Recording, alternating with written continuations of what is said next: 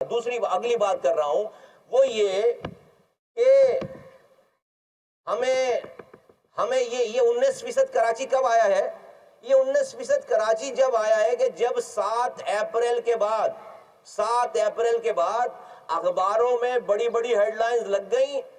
کہ 98% سندھ پاکستان کی آبادی کو کاؤنٹ کر لیا گیا، سندھ کی آبادی کو کاؤنٹ کر لیا گیا ہے، اور کراچی کی آبادی 1,35,00,000 ہے، 1,35,00,000 ہے کراچی کی آبادی۔ یہ کاؤنٹ اور 2% کام رہ گیا، مطلب یہ کہ اگلے دن 2 لاکھ اور بڑھ جاتے اور 35، 36، 37 پہ یہ آبادی بن ہو جاتی۔ اس دن سے لے کر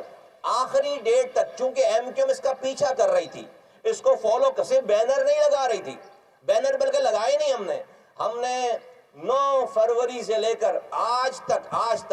کم سے کم 55 سے زائد میٹنگز اس کے اوپر ہو چکے، right from prime minister of Pakistan سے لے کر احسن اقبال وفاقی وزیر اور کیبنٹ کے لوگوں کے اور وفاقی وزراء کے ساتھ سے نیچے لے کر نیچے ایک جو انومریٹر کو ڈیل کرنے والے اے سیز، ڈی سیز اور